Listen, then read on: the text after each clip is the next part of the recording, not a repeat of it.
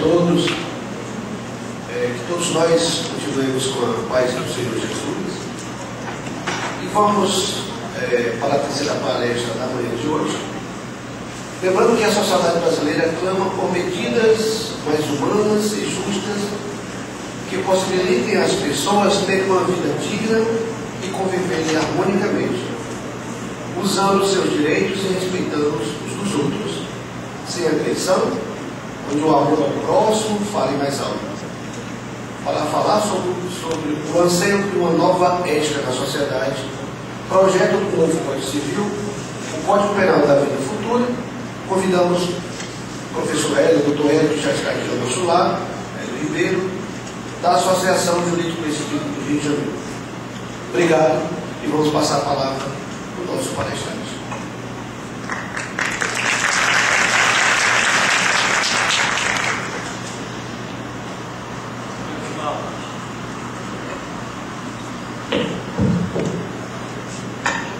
Meus irmãos e minhas irmãs, como eu havia dito anteriormente, vocês foram brindados com a oportunidade de treinar paciência, né? De ouvir assim um chiado diferente, né? Apesar do meu esforço, mergulho para tentar falar igual a vocês e ficar mais perto aqui do coração piauiense. Mas o S do Fluminense é um S assim, muito forte, né? Então peço perdão se eu estou de alguma forma machucando seu ouvido, mas presença, piedade, ter caridade com esse alto-falante que é o Hélio Ribeiro, tá? O assunto é um tanto quanto técnico, então faça isso como fiéis espírita, a leitura espírita. Nós não temos que chorar também. Temos casos para chorar. Eu pedi à doutora Kátia de forma excepcional.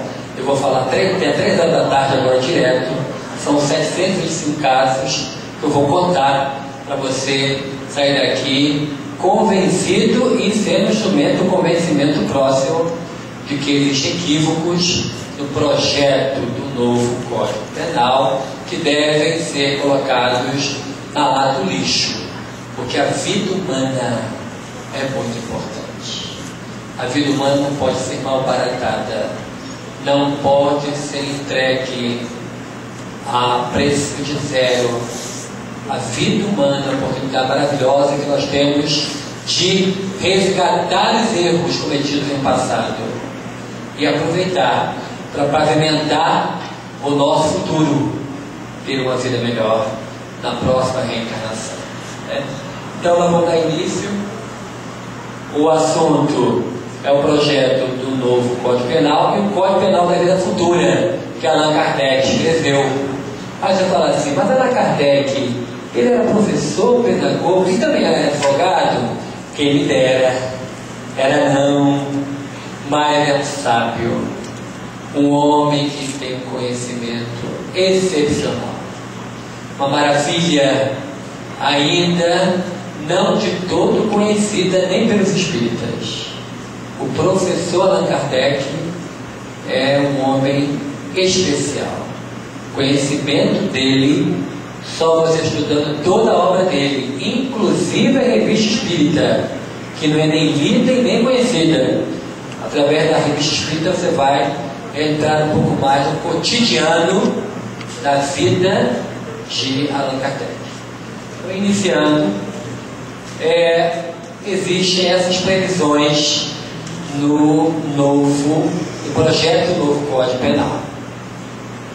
Eu fiquei sabendo que, graças a Deus, o senador Pedro Taques, pelo Mato Grosso do Sul, ele, depois de ter ouvido muitos representantes religiosos desse Brasil eminentemente religioso, apesar de estarmos em um Estado laico, o Brasil é formado por eleitores que são religiosos. Não importa qual seja a religião, o Brasil é um país de religiosos, de homens que acreditam em Deus. E nós, espíritas, também votamos, temos direitos e deveres, e nós participamos do movimento interreligioso, seja a nível nacional, seja a nível local.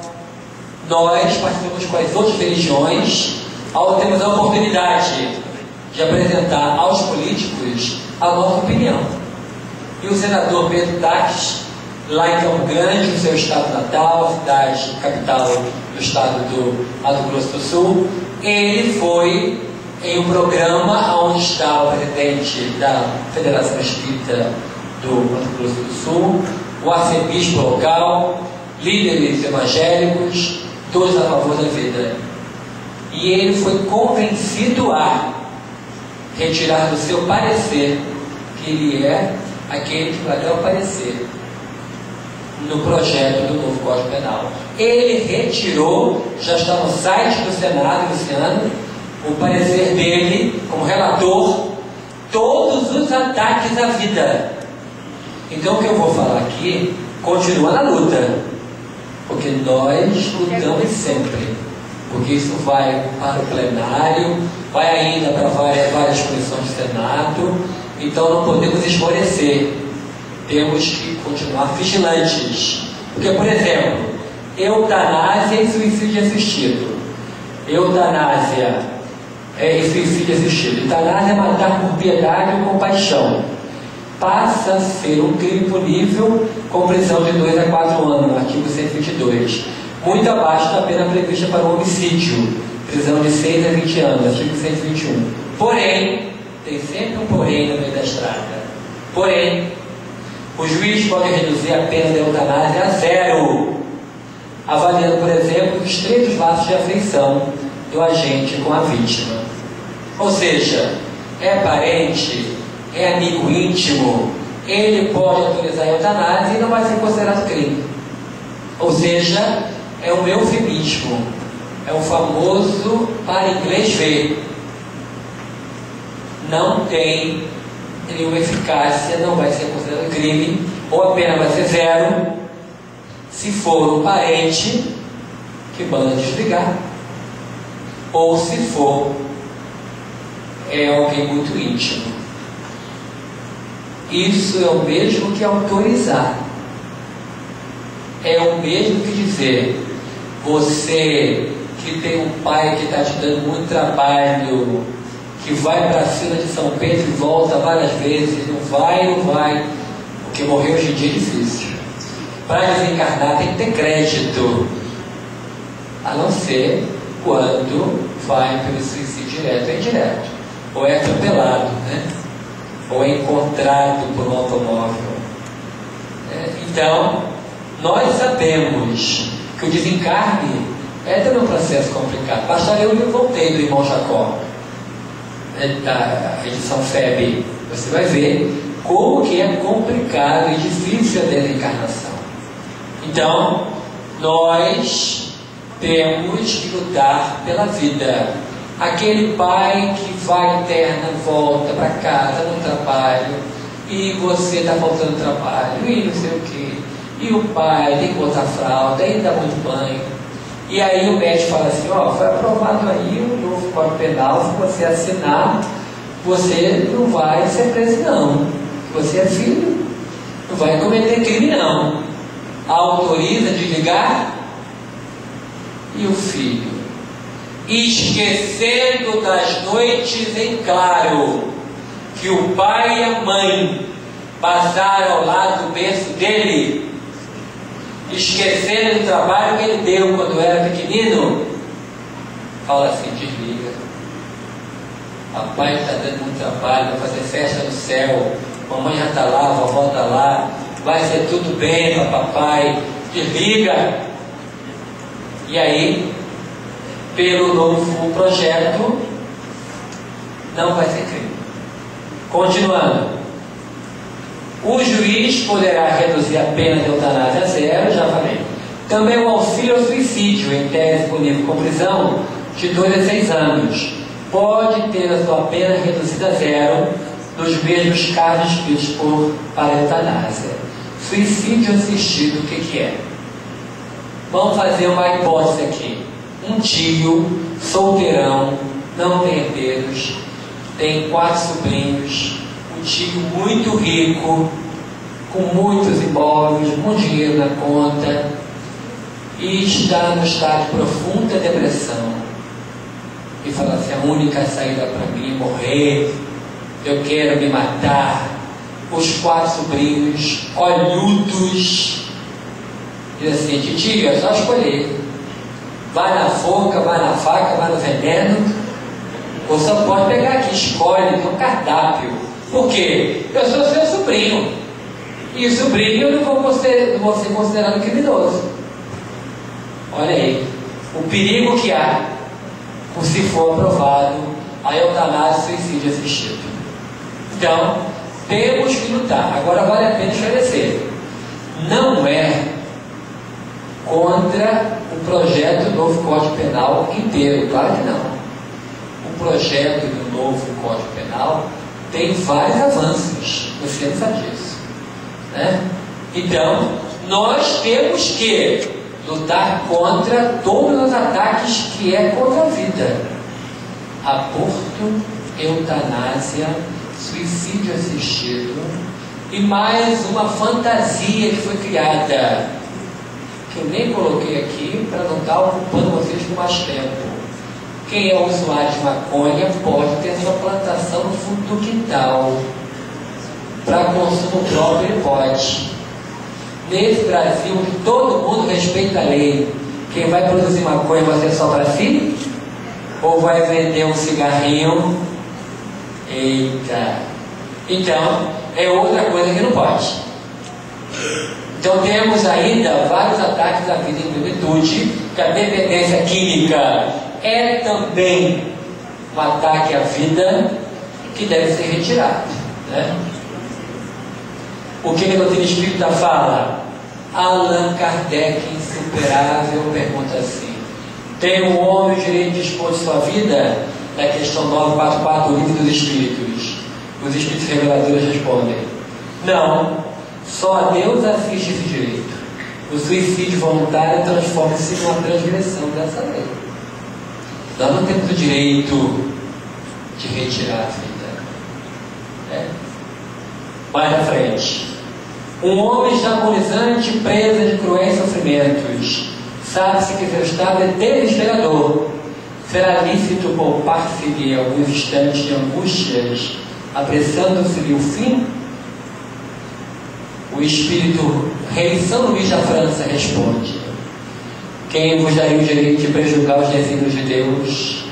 Não pode ele conduzir o homem até a borda do fosso, para daí o retirar, a fim de fazê-lo voltar a si e alimentar ideias diversas de pastinha?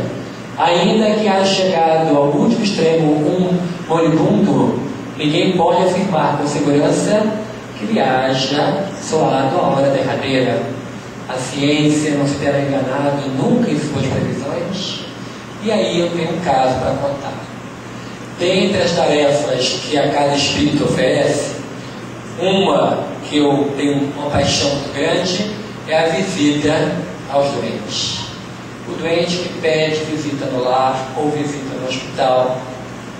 E aí tem um caso de uma aluna minha do Oeste, Estudo Sistematizado da Doutrina Espírita, no tempo que eu era presidente da Federação Espírita do Estado do Rio de Janeiro.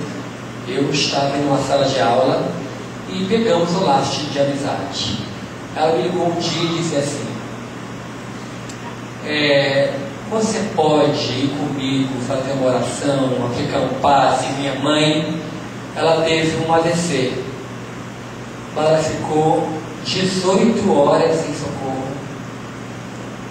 Chegamos, já era muito tarde da noite, as 3 filhas encontram a mamãe caída. A mamãe teve AVC logo assim que a gente saiu, 7 horas da manhã. Então a mamãe está numa situação desesperadora, está na UTI de um hospital muito grande que tem no centro da cidade, onde eu trabalho, onde eu nasci, Niterói, no estado do Rio de Janeiro. E eu disse: posso ir lá, senhor. E daí iniciou um resgate de uma grande nota promissória, de uma dívida espiritual, porque essa criatura, ela operou a cabeça 15 vezes. 15 vezes bota a válvula, tira a válvula, tá errado, não deu certo. 15 vezes. E ela durou 2 anos e meio entre hospital, casa, UTI. E logo no início, na semana em que ela teve o AVC, eu fui com essa minha ex-aluna e as outras 2 estavam lá. Todas 3 são amigas. E aí a mais velha falou assim para mim, me chamou no canto e falou assim para mim: o melhor neurocirurgião da nossa cidade foi convidado a dar o seu parecer. E ele disse que mamãe volta. Mamãe está ligada em aparelhos. E eu queria saber o que você acha. Eu li para ela, o evangelho sempre na mão, né? Não sou crente não, mas o evangelho no espiritismo vai fazer visita doente na mão. Abri e li para ela. Rei de São Luís da França. Ela disse assim: então não temos direito de desligar. Deixa sua mãe. Cada um tem o seu momento. Ela está pagando uma grande nota promissória, uma grande dívida.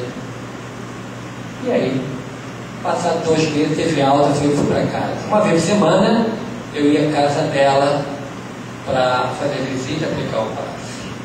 Ela não falava, ela enxergava mal. Mas quando eu chegava, e ela só havia me visto uma vez, quando eu fui fazer um pedido para ela era secretária da fazenda do município da onde eu trabalho. E eu fui pedir para ela algo lícito, que é uma verba em benefício de uma casa assistencial que cuida de crianças, chamada Instituto Dr. Mas. E eu fui falar com ela, estava na antessala. Sabe como é que é a antessala de administrador público, né?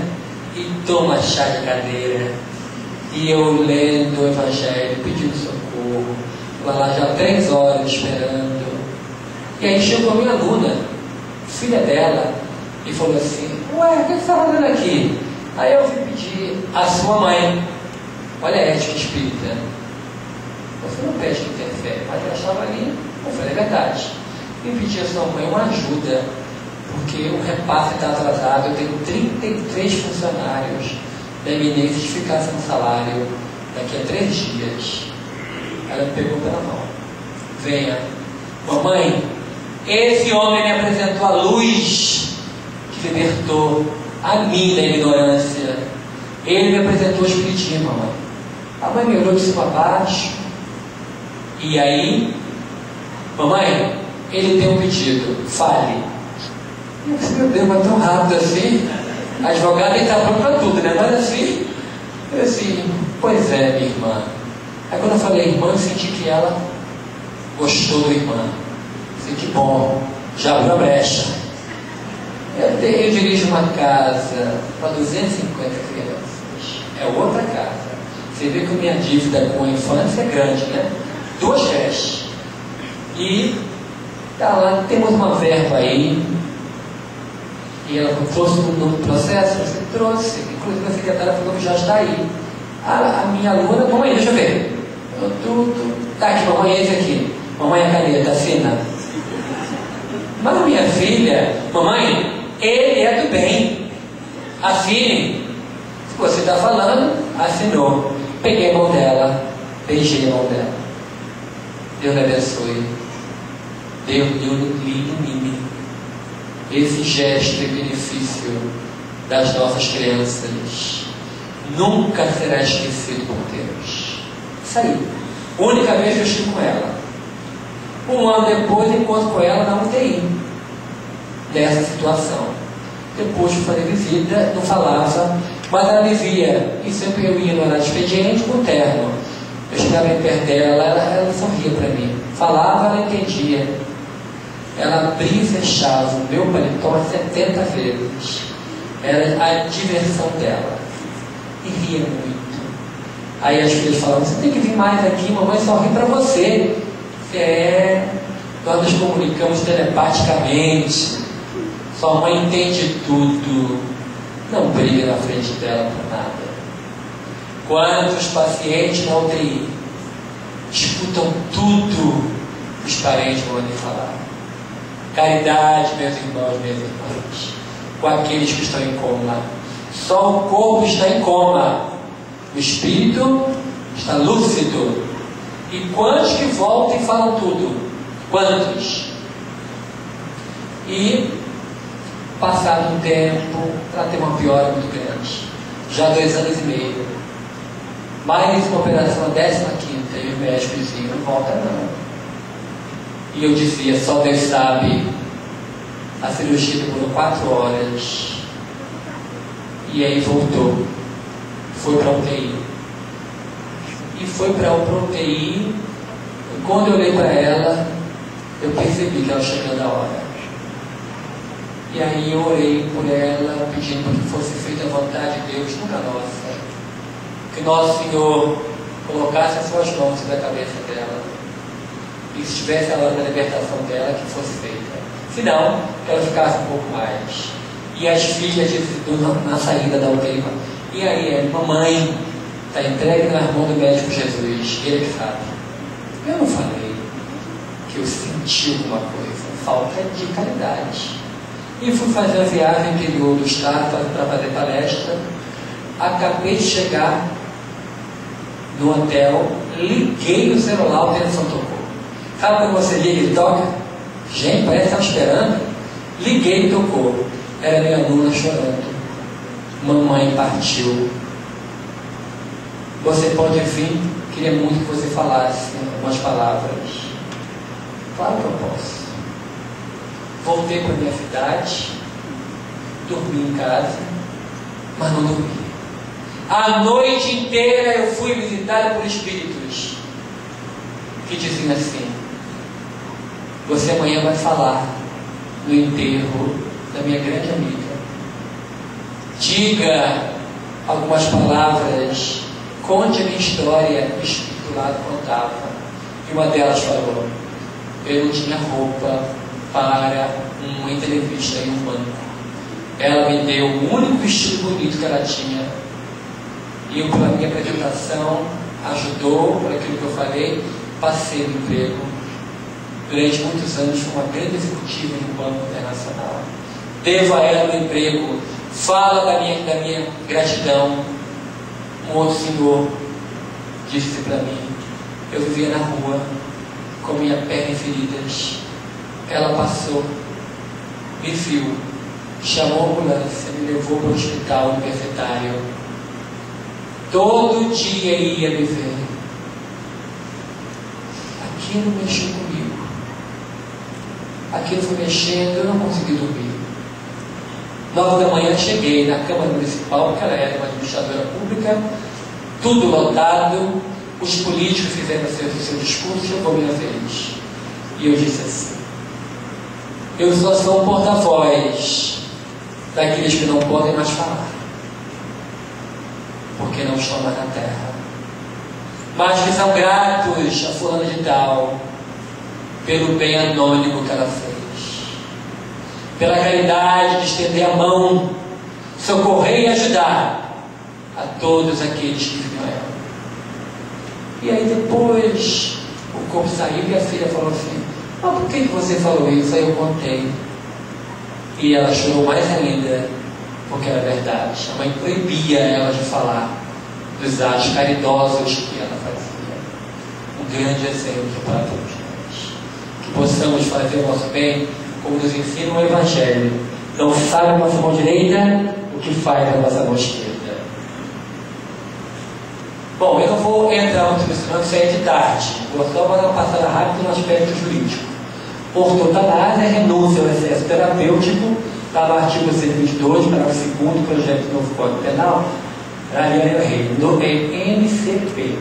Consta que o paciente pode renunciar a tratamento desproporcionado a resultados que dariam apenas um prolongamento penoso e precário da vida. A redação lá no projeto está, no entanto, infeliz. Fala em deixar de fazer uso de meios artificiais para manter a vida do paciente em caso de doença grave e irreversível. Ora, a medicina é uma arte, todos os seus meios são artificiais, do modo como está escrito, para que podem cobrir verdadeiros casos de eutanásia por omissão de cuidados normais devido ao doente. Aí eu entro na parte mais deliciosa dessa nossa última palestra. Allan Kardec escreveu, está no livro Céu e Inferno, no capítulo 7, ele fez um arrazoado tocante ao futuro da alma humana, com base na lei de causa e efeito. É constituído de 32 artigos, é a base da filosofia penal, inspirada na doutrina espírita. E ele começa no artigo 1º: a alma ou o espírito sofre na vida espiritual as consequências de todas as imperfeições que não conseguiu corrigir na vida corporal. O seu estado, feliz ou desgraçado, é inerente ao seu grau de pureza ou impureza. Nós, no mundo espiritual, colhemos aquilo que aqui plantamos. Então, aproveitemos todos os minutos que tenhamos na vida para fazer o bem. Nunca vamos nos arrepender de fazer o bem. Em absoluto. Sempre teremos gratidão por fazer o bem. No artigo 6 ele diz assim: o bem e o mal que fazemos decorrem das qualidades que possuímos. Não fazer o bem quando podemos é, portanto, resultado de uma imperfeição. Se toda imperfeição é fonte de sofrimento, o espírito deve sofrer não somente pelo mal que fez, como pelo bem que deixou de fazer na vida terrestre. É o crime da omissão, ser omisso quando poderia socorrer, quando poderia ajudar. Isso me lembra de um fato ocorrido comigo há alguns anos atrás. O trânsito na cidade do Rio de Janeiro é especial. É um teste para paciência, para resignação, para confiança em Deus, é um teste para tudo, né? E o calor de janeiro, dezembro do Rio de Janeiro, não vou dizer que é comparável ao daqui, mas faz 40 graus mole, e com asfalto fervendo, derretendo, é uma sensação maravilhosa, né? É assim um pedacinho do purgatório na terra, é uma coisa espetacular. Pois eu estava de táxi, voltando de uma audiência, eu era advogado de um banco, quando o trânsito parou, trancou tudo. E eu estava próximo já do prédio onde eu trabalho, quando um guarda passou pelo táxi e perguntei: o que houve? Um motociclista foi atropelado. Na mesma hora me deu um aperto no peito. Eu falei para o taxista: está aqui o seu dinheiro, mas está longe onde o senhor vai, eu fico aqui. Aí fui andando entre os carros, estava o rapaz no chão, ainda com o capacete. Ela estava tremendo. E o guarda perto falou assim: não coloca a mão. Não foi atropelamento? Mas ele perguntou: o que você vai fazer? Eu vou orar por ele. É pastor? Eu disse: também. Quando abriu o capacete, o rapaz, ele estava colocando sangue pelo nariz, pela boca. E aí eu senti que era a hora dele. Um rapaz novinho que podia ser meu filho. E ele olhou para mim, com os olhos tremendo, e falou assim: padre, ainda bem que o senhor veio. Eu disse: graças a Deus. Está vivendo a outra vida, né? Aí ele falou assim: padre, olhe por mim. Estou sentindo a morte chegar. Aí eu coloquei a mão na testa dele, o guarda lá: não coloca a mão. Meu filho, meu irmão, estou orando por ele. Está partindo, veja aqui. O guarda baixou, não quer nem ver. Calma, você é testemunha que eu não estou matando moço. Eu vou orar por ele. E aí coloquei a mão na testa. Qual é o seu nome? Antônio. Foi o nome de um santo maravilhoso, de um servo de Deus, que foi um exemplo. Antônio, você tem que perdoar alguém. Eu tenho que perdoar a minha mulher, que me largou, levou as crianças e não tem como vê-los. Perdoa agora, Antônio. Filório falou assim: não estou conseguindo. Consiga, meu filho, porque isso vai te libertar. Consiga, meu filho. E ele fechou os olhos e disse: Padre, consegui. Tenho que pedir perdão a alguém? Tenho. A quem? A meu pai. Não quis saber o que era. Peça perdão a ele. Imagine ele aqui: Pai, perdoa. Ele verbalizou. E eu falei assim: perdoado você está, meu filho. Agora se entrega ao médico Jesus. Vai em paz. E o guarda acabou. Eu disse: era, meu filho. Vamos orar o Pai Nosso para ele. Aí eu fiz a oração do Pai Nosso. O rapazinho parou de tremer. A alma saiu. Ele disse: cara, não estou jogando confete em mim, mas fiz o que cabia, ajudá-lo no momento tão nobre do retorno. E ele foi perdoando quem tinha que perdoar e pedindo perdão a quem tinha que pedir perdão. Assim ele não partiu para o mundo espiritual sem a bola de ferro no pé, que é não pedir perdão e não perdoar. Muito bem. Então, aquilo que a gente faz é da lei de causa e efeito. Nós vamos sofrer, inclusive pelo crime da omissão. No artigo 17, você em casa está com dever de casa de lei, do livro do Inferno, capítulo 7, todo o Código Penal da Vida Futura. Eu trouxe alguns para você ler comigo para estudar. Sobre o arrependimento, o que é que fala na Kardec? O arrependimento pode dar-se por toda parte, em qualquer tempo. Se for tarde, porém, o culpado sofre por mais tempo, até que os últimos vestígios da falta desapareçam. A expiação consiste nos sofrimentos físicos e morais, que lhes são consequentes, seja na vida atual, seja na vida espiritual após a morte, ou ainda em nova existência corporal. Aquilo que não conseguimos resgatar, voltamos para resgatar em vidas posteriores. E só a lei da reencarnação pode explicar isso. Criança que nasce com cirrose, como que a ciência explica? Só através do processo reencarnatório. Processo reencarnatório você consegue entender crianças que nascem com membros faltando, com debilidade mental. Só através da lei de causa e efeito que consegue entender isso. Artigo 21. A responsabilidade das faltas, a nossa responsabilidade pessoal, é toda pessoal. Ninguém sofre por erros alheios, salvo se a eles deu origem, quer provocando-os, por exemplo, quer não os impedindo quando poderia fazê-lo. Assim, o suicida é sempre punido, mas aquele que por maldade impede o outro a cometê-lo, esse sofre ainda maior pena. Induzir o outro ao suicídio sofre, porque só Deus dá vida, só Deus pode tirar a vida. Não pode, no processo de convencimento, dizer a única saída para você é o suicídio. Não. Sempre há esperança. Para Deus não existe casos perdidos. Por mais difícil que seja o espírito, como por exemplo no livro Libertação de André Luiz, tem aquele homem que foi papa na terra, chegou no mundo espiritual, não foi recebido por Jesus, rebelou-se, criou uma falange para talazar a vida dos outros. E aí, nesse processo de cobrança, ele, lá no final do livro, vou contar tudo não para você ler, né? Ele se encontra com a mãe dele, Matilde.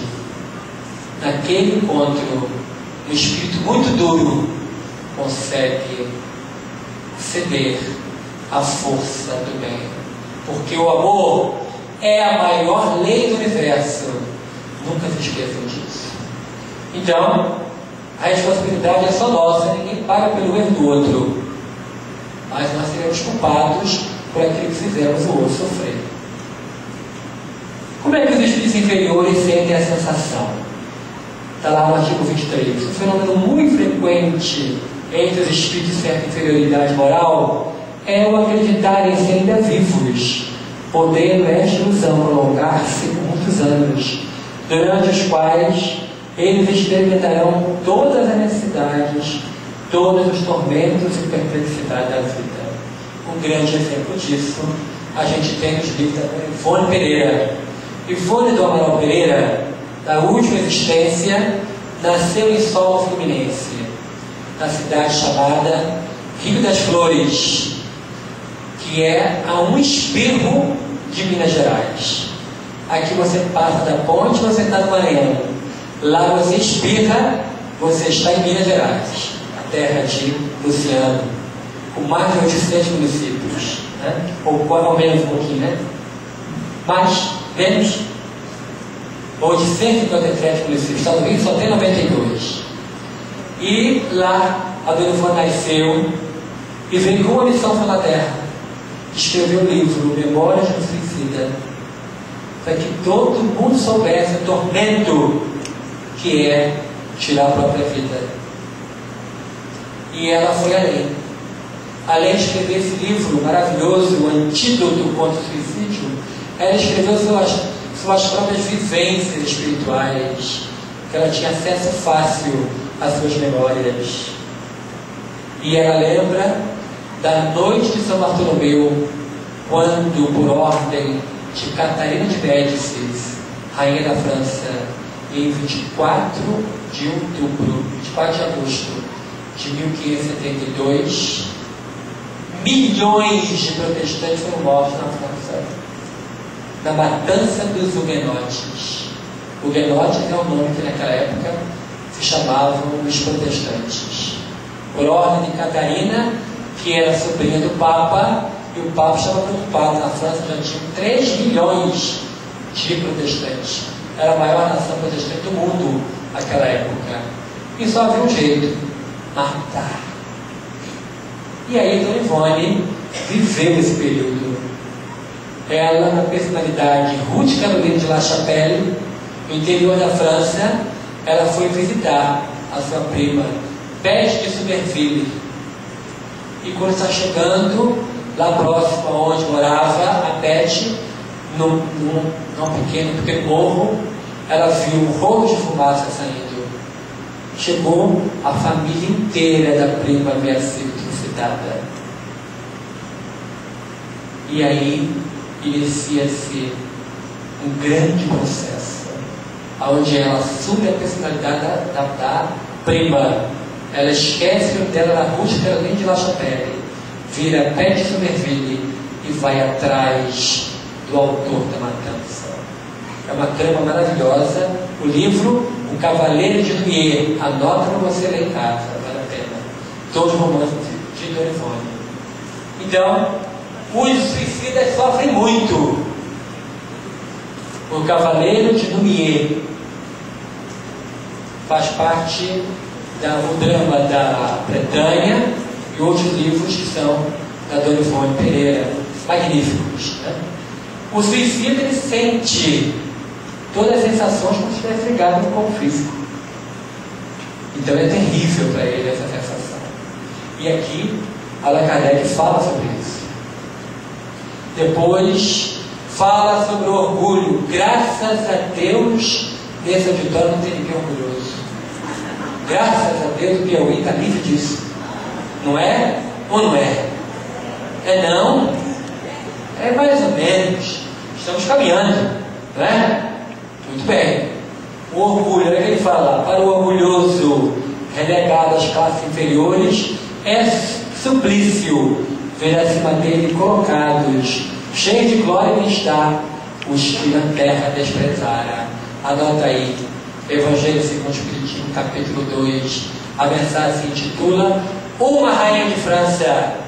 E a rainha diz assim: cheguei no mundo espiritual, pensei que como rainha seria recebida.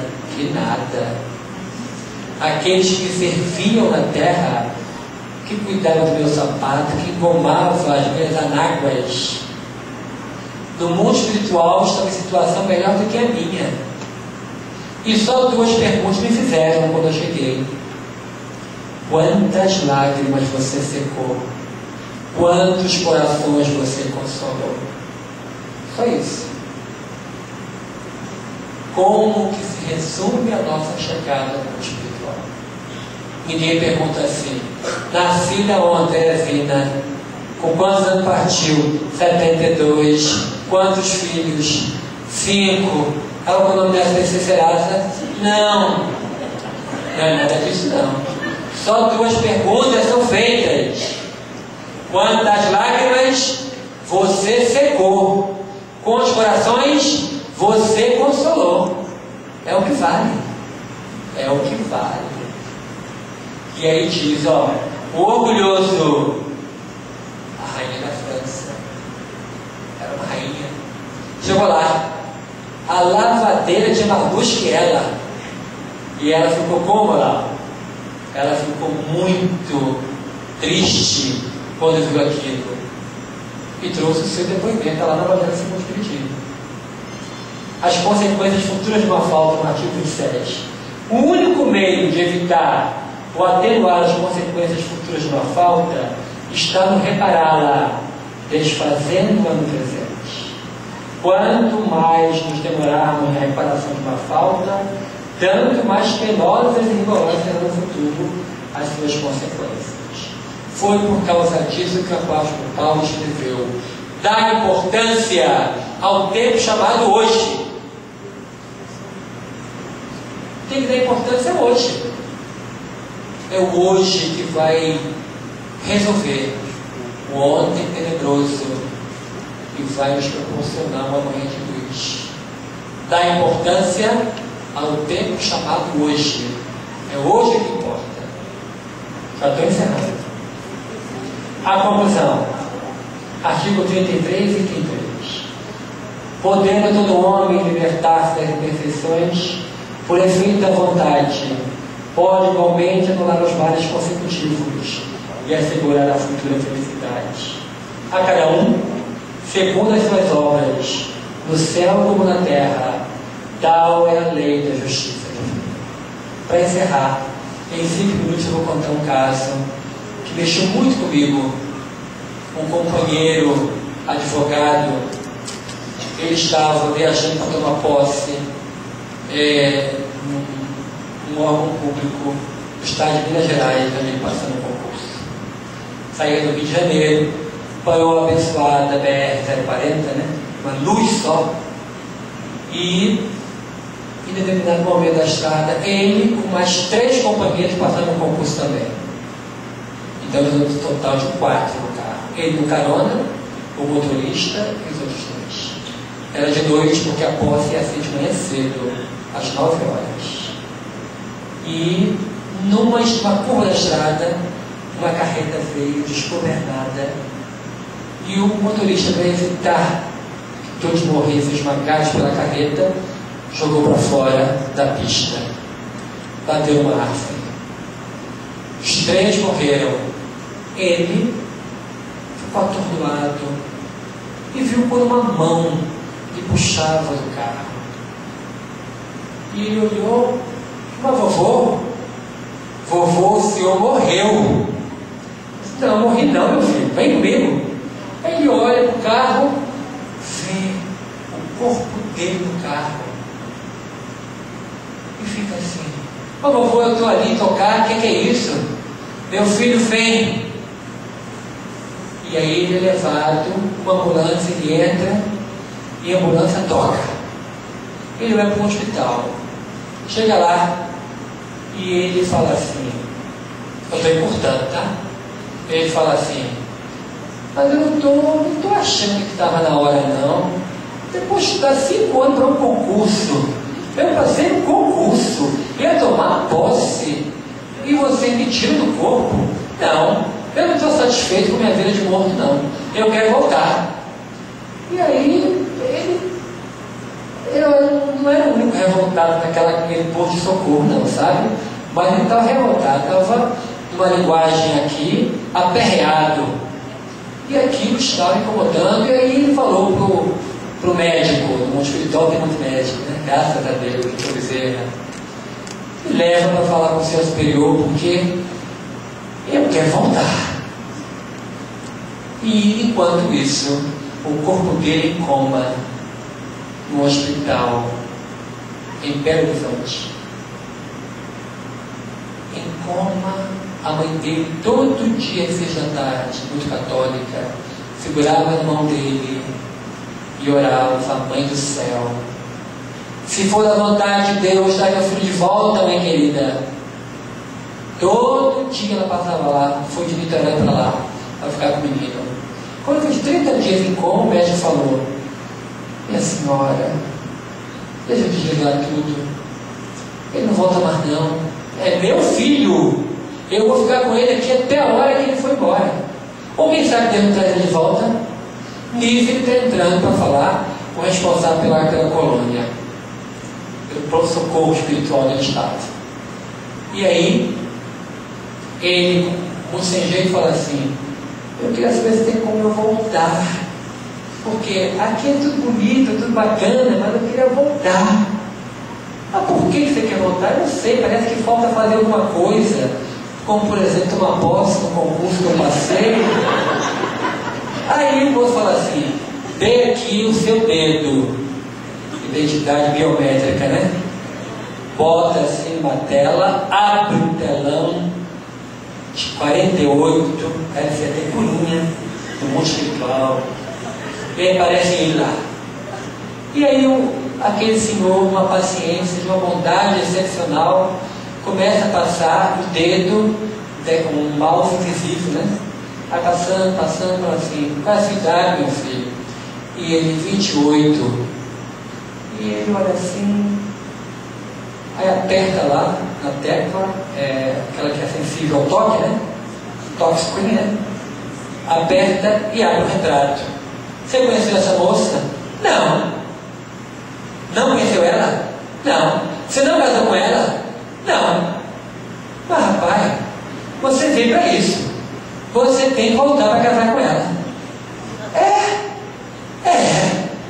Então você passa por aquela porta ali. E ele foi todo animado. Abriu a porta. Quando ele abriu a porta, a mãe dele segurava a mão dele e orava: Mãe do céu, era 6 horas da tarde. Traga meu filho de volta, se for a vontade de Deus. Mãe do céu, se for a vontade de Deus, traga meu filho de volta. E nisso, o corpo dele treme todo, é ele voltando ao corpo. Ele dá um suspiro fundo, abre os olhos: mamãe! Ela grita: vem enfermeiro, vem médico, tira tudo, desliga tudo, está entubado, tira tudo. E ele, que estava completamente paralítico, senta na cama e fala assim: vambora que eu tenho que tomar posse. Aí o médico fala assim: mas não pode, garoto, você tem que ficar aí de repouso. Eu estou bem. Voltou com sequelas. Mas aonde quer que você chame, ele vai dar o seu testemunho de que a eutanásia é um crime, de que a vida continua. E para você depois não ficar ligando para mim no Rio de Janeiro, eu vou dizer: ele encontrou com a dona, e ele casou com a dona, estava no planejamento reencarnatório dele. Que possamos lutar, meus irmãos, minhas irmãs, verdadeiramente em favor da vida. Tomou posse. Quem foi? Ele tomou posse. Ele tomou posse. Tomou posse. Tomou posse. E depois de um mês se aposentou por invalidez. Um mês não, que tem um período de carência, né, Luciano? Mas ele hoje é aposentado pelo Estado de Minas Gerais, graças a Deus, né? Tem os cofres sólidos, tem a pensão, está lá. Auditor fiscal, agora lembrei, da Receita do Estado. Salário não é pouco não, né? E encontrou com a moça. E quando voltar ao Piauí, você me lembra que eu vou contar como é que foi o encontro dele com a moça.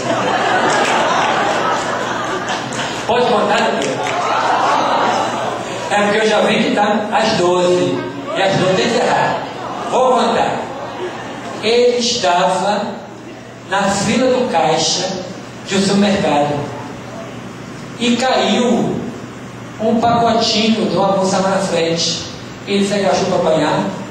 E sabe aquela cena de filme que os dois começam a subir juntinho assim? E o olho encontrou com o olho. E na hora que ele olhou para ela, ele lembrou da tela de LCD de 48 polegadas, Ele olhou e falou para ela assim: o seu nome é Ana Maria? Ela olhou: o seu crachá, como você sabe meu nome? Porque eu estou procurando você há muito tempo. Acabou. A próxima vez eu falo. Deus abençoe. Muito obrigado.